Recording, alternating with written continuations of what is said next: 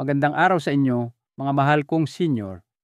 Ako po si Dr. Benigno Manlapas, isang doktor na ang puso ay nakatuon sa pag-aalaga ng mga nakatatanda. Sa aking maraming taon ng pagseserbisyo, isa sa mga pinakamadalas na hinaing na naririnig ko ay ang hirap sa pagtulog.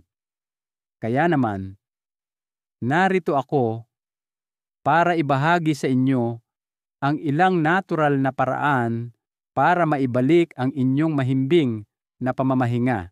Humihiga ka ng 9 ng gabi, tahimik ang silid, walang TV, walang telepono, walang kape.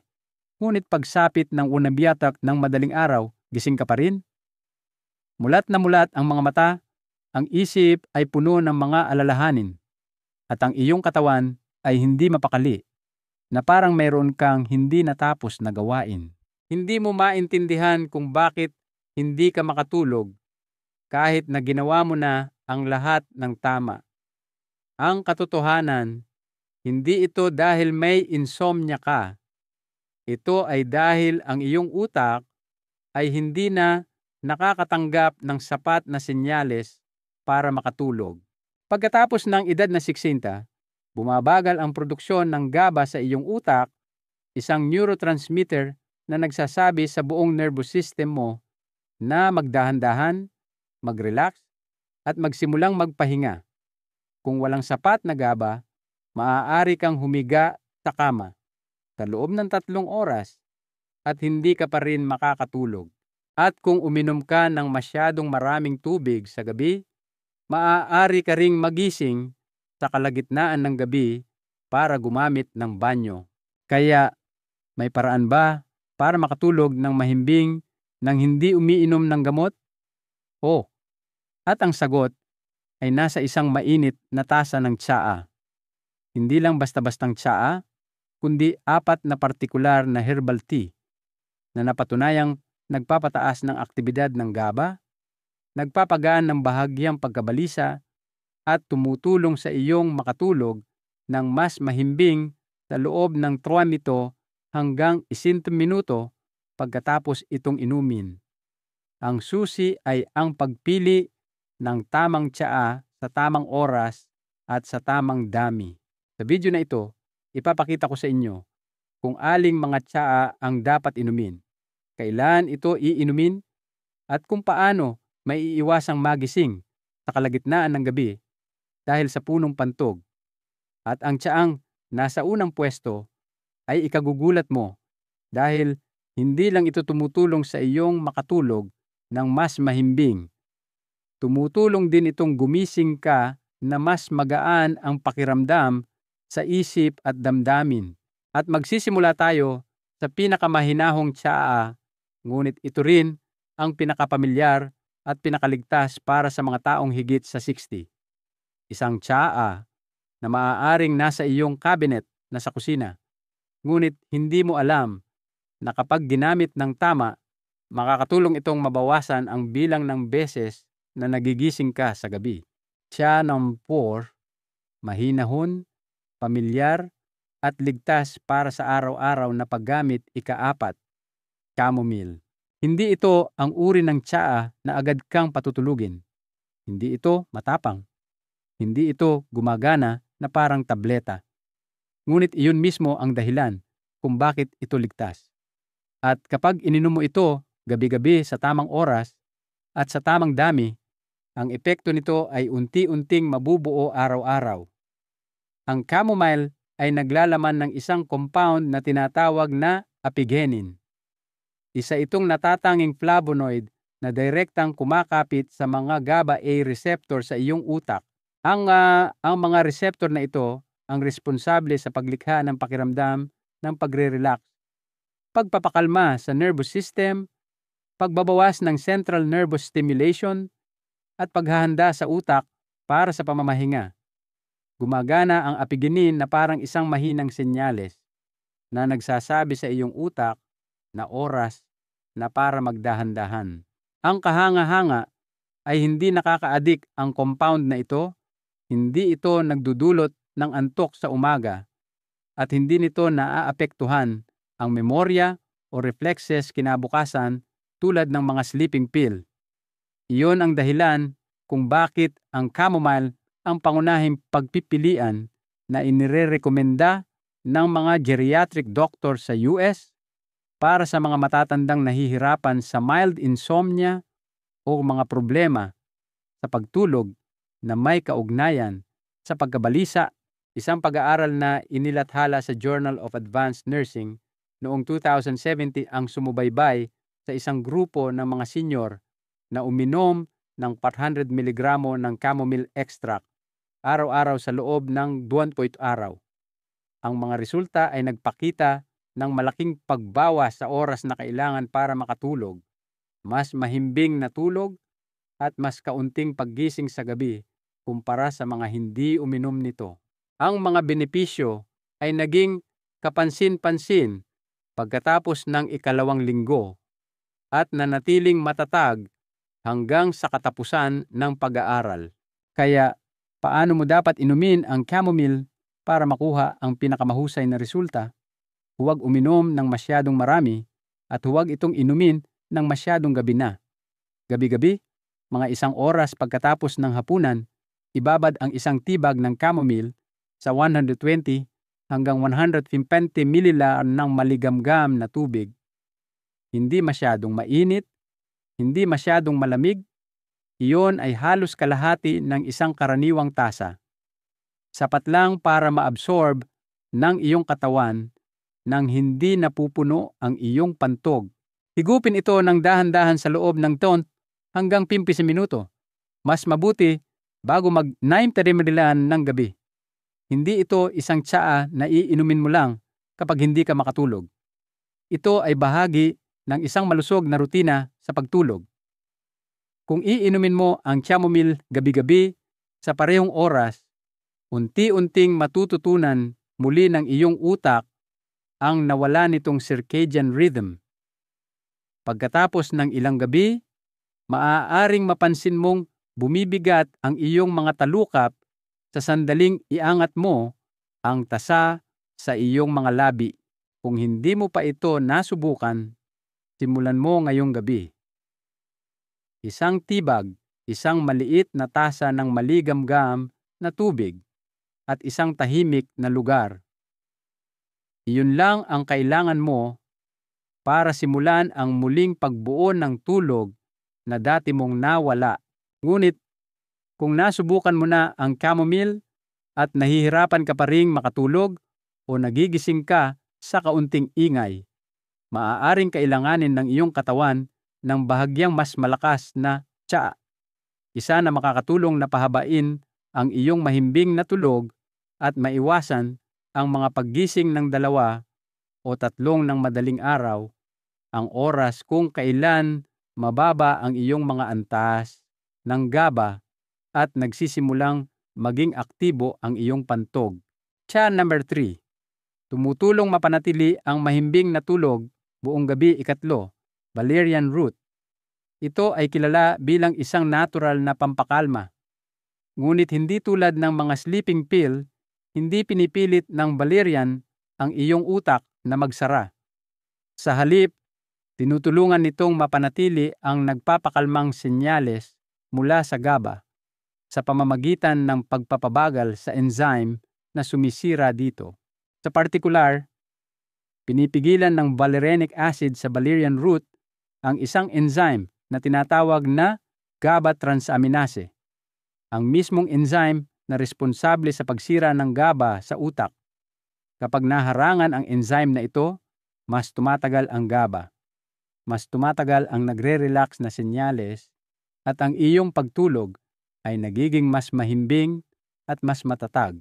Kung ang chamomile ang nagbubukas ng pinto, ang valerian ang humahawak dito para manatiling sarado.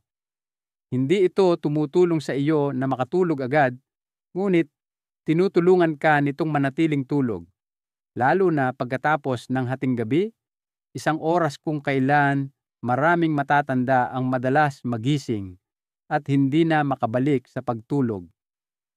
Isang meta-analysis na inilathala sa American Journal of Medicine ang sumuri sa 16 na magkakaibang pag-aaral tungkol sa epekto ng valerian sa pagtulog. Ang mga resulta ay nagpakita na pinaikli ng valerian ang oras na kailangan para makatulog ng average na 15 hanggang 20 minuto at pinabuti ang kalidad ng tulog sa mga taong may mild to moderate na insomnia. Lalo itong epektibo para sa mga matatanda. Ito ay hindi nakaka-addict at hindi ka magigising na groggy kinabukasan. Ngunit ang valerian ay hindi para sa pang-araw-araw na paggamit. Dahil mas kapansin-pansin ang epekto nito, dapat mo itong gamitin tuwing ikalawang araw para maiwasan ang iyong katawan na masanay ng masyadong mabilis. Para sa mga matatandang higit sa isanta, pinakamainam na gamitin ito 2 hanggang 3 beses lang bawat linggo sa mga gabing pinakamahirap kang makatulog at iwasang gamitin ito ng higit sa 3 linggo ng sunod-sunod nang walang pahinga sa pagitan. Ang tamang paraan para gamitin ito ay ito. Ibabad ang isang tibag ng valerian o isang kutsarita ng tuyong ugat sa 120 ml ng maligamgam na tubig. Hayaan itong nakababad sa loob ng 7 hanggang 10 minuto. Pagkatapos ay higupin ng dahan-dahan bandang 8:30 ng gabi. Kung sa tingin mo ay masyadong matapang ang amoy, maaari kang magdagdag ng kaunting mint o licorice para mas madaling inumin. Ngunit huwag itong gawing mas matapang kaysa sa inirerekomenda at talagang huwag itong inumin ng masyadong gabi na dahil kung iinumin mo ito pagkatapos ng 9, maaaring hindi ito ma-absorb ng iyong katawan sa tamang oras bago ka gisingin ng iyong pantog. Hindi dapat gamitin ang valerian kung umiinom ka na ng mga diresetang pampakalma, gamot laban sa pagkabalisa, o mga pantulong sa pagtulog, maliban kung sinabi ng iyong doktor na ligtas ito. Ngunit kung naghahanap ka ng natural na solusyon para makatulog ng mas mahimbing at manatiling tulog buong gabi, isa ito sa mga pinakamabisang opsyon na maaari mong simulang gamitin ngayong linggo. Kung tinutulungan ka ng chamomile na mag-relax, kung tinutulungan ka ng valerian na makatulog ng mas mahimbing, ang susunod na tsaa ay may mas espesyal na kakayahan. Tinutulungan ka nitong makatulog ng mas mabilis habang pinapatatag din ang iyong central nervous system, ang bahagi ng iyong katawan na kumokontrol sa mga emosyon, pagkabalisa, at mga nagugulong circadian rhythm pagkatapos ng edad 60. Ang tsaang ito ay hindi ka lang pinapakalma, tinutulungan nitong ibalik ang iyong natural na ritmo ng pagtulog, isang bagay na napakakaunting mga tao na higit sa 60 ang nakarinig. At ang pinakamagandang bahagi ay ito ay ganap na hindi nakaka-addict. Tsa number 2, mabisang pampakalma ng utak at nakakapag-alis ng stress. 2, passion flower. Ito ay isa sa mga pinakamakapangyarihang halamang gamot na natukoy ng mga mananaliksik para sa natural na pagpapataas ng aktibidad ng GABA. Tulad ng nabanggit kanina, ang GABA ang susi sa pag-trigger ng rest mode ng iyong katawan. Ngunit, pagkatapos ng siksi, bumabagal ang kakayahan ng iyong utak na gumawa ng GABA. At iyon mismo ang panahon na kailangan mo ng tulong mula sa mga biological compound na maaaring pumuno sa kakulangang ito. Ang passion flower ay naglalaman ng mga natural na alkaloid tulad ng harmony at sa isovitexin, mga compound na nagpapasigla sa paglabas ng GABA at kasabay nito ay pinapakalma ang mga sobrang aktibong rehiyon sa utak. Ang resulta, ang malabong pakiramdam ng pagkabalisa ay nagsisimulang maglaho, bumabagal ang tibok ng iyong puso at ang iyong mga senyales para sa pagtulog ay nagsisimulang mabuo. Isang pag-aaral na inilathala sa journal na Phytotherapy Research noong 2011 sa Australia ang sumubaybay sa isang grupo ng mga matatanda na uminom ng passion flower tea gabi-gabi sa loob ng 7 magkakasunod na araw. Kung ikukumpara sa placebo group, ang mga uminom ng tsaa ay mas mahimbing ang tulog, mas madalang magising, at mas mataas ang rating sa kanilang kalidad ng pagtulog. Ang mga benepisyo ay naging kapansin-pansin pagkatapos ng 3 gabi at naging matatag sa ikalawang linggo. Ang nagpop special sa passion flower ay ang flexibility nito. Maaari mo itong gamitin ng mag-isa o isama sa chamomile o lemon balm para mapahusay ang mga epekto nitong pampakalma. At lalo itong nakakatulong para sa mga nakakaranas ng bahagyang stress o may tendensyang mag-isip ng labis sa gabi. Mga taong pagod na pero hindi mapatay ang kanilang mga iniisip. Ang tamang paraan ng pag-inom nito ay ito. Gumamit ng isang tibag ng tuyong passion flower o isang kutsarita ng mga tuyong bulaklak.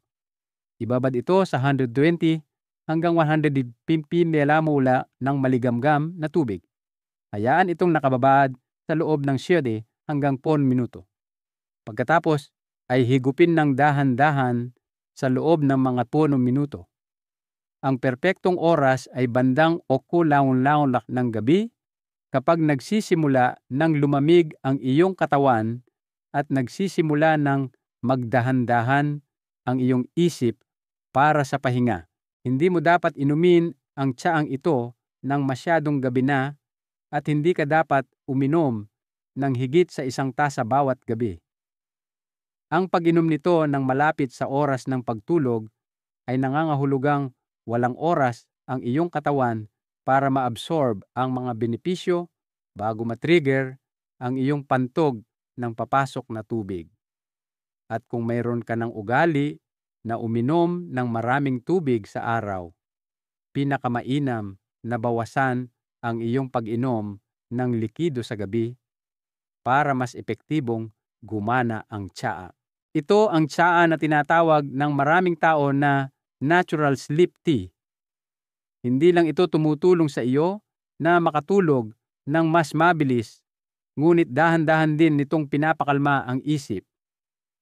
Kung ang iyong mga gabi ay puno ng walang katapusang mga pag-iisip na nagpapanatili sa iyong gising, subukan ang passion flower ngayong gabi.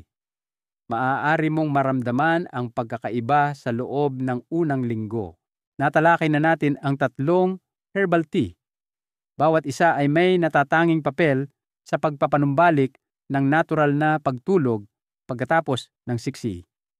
Ngunit kung naghahanap ka ng tsaa na hindi lang tumutulong sa iyo na makatulog ng mahimbing kundi pinapakalma rin ang iyong isip at pinapagaan ang iyong kalooban sa umaga, ang susunod na tsaa ang pinakakumpletong pagpipilian. Tsaa Mark 1, pinakakumpletong option para sa mahimbing na pahinga at balanse sa emosyon. Una, lemon balm. Maaaring mahinahon ang tunog nito, ngunit huwag magpalinlang sa pangalan. Isa ito sa mga pinakamasusing pinag-aralan na halamang gamot sa Europa para sa mga katangian nitong pampakalma at pampatatag ng tulog. At higit sa lahat, hindi lang ito tumutulong sa iyo na makatulog, kundi tinutulungan ka rin nitong gumising na magaan ang pakiramdam, malinaw ang isip, at hindi gaanong nababalisa. Ang lemon balm ay naglalaman ng isang pangunahing compound na tinatawag na rosmarinic acid. Tinutulungan ng compound na ito na harangan ang enzyme na GABA transaminase na sumisira sa GABA sa utak katulad ng valerian, ngunit mas mahinahon. Pinapayagan ng lemon balm na manatiling aktibo ang GABA ng mas matagal sa isang mas matatag na paraan habang pinapakalma rin ang sympathetic nervous system na responsable para sa iyong stress, alerto, at fight or flight na mga tugon. Isang pag-aaral na inilathala sa Mediterranean Journal of Nutrition and Metabolism noong 2011 ang natagpuan na 81% ng mga kalahok ay nakaranas ng mas mahusay na pagtulog, nabawasan ang pagkabalisa at kapansin-pansing pagbuti ng emosyon pagkatapos ng 15 ng gabi ng pag-inom ng lemon balm tea. Kapansin-pansin, kasama sa grupong ito ang mga matatandang higit sa 60 na may talamak na insomnia. Ang nagpapabukod tangi sa lemon balm ay ang dalawahang aksyon nito, parehong pampakalma at pampaganda ng mood. Iyon ang dahilan kung bakit ito ay lalong angkop para sa mga matatanda na madalas makaramdam ng tensyon, mababang kalooban o nahihirapang mag-relax sa gabi. Hindi lang ito isang tsaa na tumutulong sa iyo na matulog. Tinutulungan nitong maging natural, payapa, at walang hirap na bahagi ng iyong gabi ang pagtulog, tulad ng paghinga. Ang perpektong paraan para gamitin ito ay ang pagbabad ng isang tibag o isang kutsarita ng tuyong dahon ng lemon balm sa 120 hanggang 150 mulit ng maligamgam na tubig. Hindi masyadong mainit. Inumin ito bandang 7:30 ng gabi, mga 2 hanggang 2.5 oras bago matulog. Huwag itong inumin pagkatapos ng o tumulak ng gabi para magkaroon ng oras ang iyong katawan na maabsorb ang tsaa at mailabas ang anumang sobrang likido bago ka humiga. Kung nakakaranas ka ng insomnia na may kasamang bahagyang pagkabalisa, pagiging sensitibo sa emosyon, o madalas na paggising sa gabi na may hindi mapakaling isip, ito ang tsaa na dapat mong simulan. Ito ay ligtas, madaling gamitin, at lalo na angkop para sa pang-araw-araw na paggamit bilang bahagi ng isang bagong rutina sa gabi. At kung marami ka nang nasubukan para mapabuti ang iyong pagtulog ng walang tagumpay, subukan ang simpleng hakbang na ito. Isang mainit na tasa, ang tamang tsaa, at isang tahimik na gabi nang hindi nag-aalala tungkol sa orasan o sa tunog ng mga yabag sa gabi. Subukan ang lemon balm ngayong gabi. At kung may maramdaman kang pagkakaiba pagkatapos lang ng ilang gabi, bumalik ka at ibahagi ito para magkaroon din ng pag-asa ang iba. Araw na tuntunin para maiwasan ang pag-ihi sa gabi pagkatapos uminom ng tsaa. Ngunit gaano man kaganda ang isang tsaa, kung mali ang paraan ng pag-inom mo, maaaring kabaligtaran ang maging resulta. Maraming tao ang nagsasabing mas mahimbing ang kanilang tulog pagkatapos gamitin ang mga tsaang ito, ngunit nagigising sila ng true ng madaling araw dahil sa isang maliit na pagkakamali. Hindi sa hindi gumagana ang tsaa. Ito ay dahil uminom sila ng masyadong marami o masyadong gabi na. Ang iyong pantog pagkatapos ng edad 60 ay hindi na tulad ng dati. Mas mabilis itong tumutugon, mas malakas na kumukontrata, at mas madaling matrigger kahit sa kaunting dami ng tubig. Iyon ang dahilan kung bakit ang kailangan mo ay hindi mas maraming tsaa. Ito ay ang tamang dami sa tamang oras at sa tamang bilis. Tandaan ang 4 na simpleng tuntuning ito. Uminom lamang ng 120 hanggang 150 mililitro, halos kalahating tasa. Iyon lang ang kailangan mo. Inumin ito kahit 60 minuto bago matulog para bigyan ang iyong katawan ng oras na iproseso ito. Higupin ng dahan-dahan sa maliliit na higop. Huwag laklakin. At kung madalas kang magising para umihi, bawasan ang dami sa 100 mililitro na lang. Kung susundin mo ang mga hakbang na ito, ang isang mahinahong tasa ng tsaa sa gabi ay maaaring makatulong sa iyo na matulog ng tuloy-tuloy sa buong gabi ng walang abala. Isang maliit na tasa lang. Ngunit kung pipiliin mo ang tamang tsaa sa tamang oras, at sa tamang paraan, ito ay maaaring maging pagkakaiba sa pagitan ng isang gabing hindi mapakali at isang buong 6 hanggang 8 oras ng hindi napuputol na tulog. Ang pagtulog ay hindi isang luho na para lamang sa mga bata.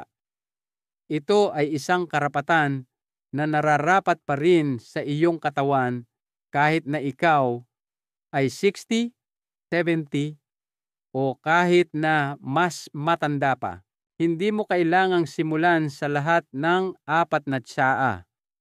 Pumili ka lang ng isa. Piliin ang isa na sa tingin mo ay pinakaangkop sa iyong katawan at sa iyong kalooban. Kung madalas kang makaramdam ng pagkabalisa, magsimula sa lemon balm. Kung mababaw ang iyong tulog at nagigising ka sa kalagitnaan ng gabi, subukan ang valerian ng may pag-iingat. Kung kailangan mo lang ng isang bagay na mahinahon para patahimikin ang iyong mga iniisip bago matulog, ang chamomile o passion flower ay maaaring maging perpektong pagpipilian mo. At higit sa lahat, maging matiyaga. Ang natural na pagtulog ay hindi bumabalik sa isang gabi, ngunit kung uulitin mo ang tamang rutina gabi-gabi, matututunan muli ng iyong utak kung paano makatulog tulad noong ikaw ay nasa iyong 20s. Ang mahalagang aral dito ay hindi natin kailangan ng malalaki o mamahaling solusyon para sa ating kalusugan. Minsan, ang sagot ay nasa maliliit at tuloy-tuloy na gawi na nagbibigay ng malaking pagbabago sa ating buhay. Ang pag-aalaga sa sarili sa pamamagitan ng isang simpleng tasa ng tsaa ay isang paraan ng pagpapakita ng pagmamahal sa katawan na nagsilbi sa atin sa loob ng maraming taon. Kung susubukan ninyo ang isa sa mga tsaang ito ngayong gabi, paki-comment po ang salitang susubukan ko sa ibaba para malaman kong sinisimulan nyo na ang inyong paglalakbay. At kung nagamit nyo na ang alinman sa mga tsaang ito at nahanap ninyong nakatulong ito, mangyaring ibahagi ang inyong karanasan. Ang inyong kwento ay maaaring magbigay ng pag-asa sa iba. Huwag kalimutang mag-subscribe at i-on ang notifications kung nakatulong sa inyo ang video na ito. Nandito lang ako bawat linggo, nagbabahagi ng mga natural, ligtas, at siyentipikong solusyon para tulungan kayong makatulog ng mas mahusay, mamuhay ng mas malusog, at maging mas payapa pagkatapos ng edad 60.